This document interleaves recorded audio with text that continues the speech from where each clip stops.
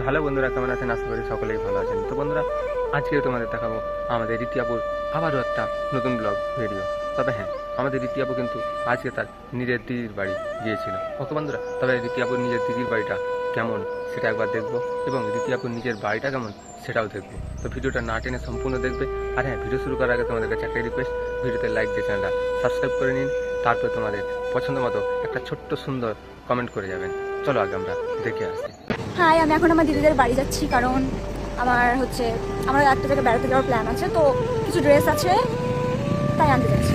আর আমাদের বাড়ি থেকে আমার দিদিদের বাড়ির ডিস্টেন্স খুব বেশি না, 5 মিনিট। তো ওখানে চলে এসেছি বাবা। আর তার থেকে বড় কথা হচ্ছে, বাড়িটা অনেক জঙ্গলের ভিতরে, এখানে সেরকম বাড়িঘর কিছু নেই, এই একটা দুটো আছে। আর একদম লাস্টের দিকে আমার দিদিদের বাড়িটা আছে।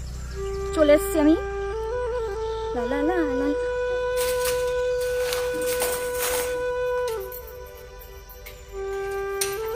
আমি গেটটা খুলছিলাম, আর এটা আমার এত টাফ লাগছিল খুলতে, যেহেতু অনেক দিন আসা নেই এই বাড়িটাতে।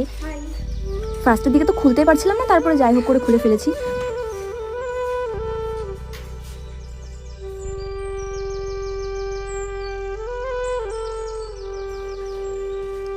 এই যে এটা হচ্ছে ওদের ব্যাকইয়ার্ড।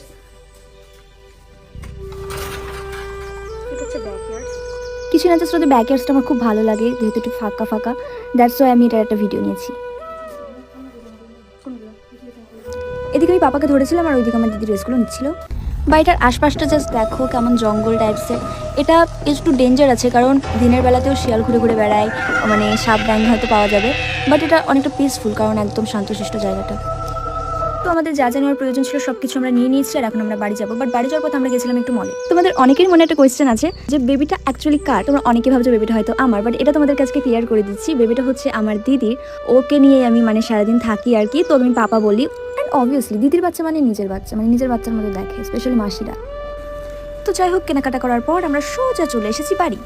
তো বন্ধুরা, রীতি আপুর দিদির বাড়িটা কেমন এবং সেই জঙ্গলটা কেমন ভয়ানক তোমরা দেখেছো তো? এই ভিডিওটা তোমাদের কাছে কেমন লেগেছে সেটা অবশ্যই কমেন্টে বলে যাবে।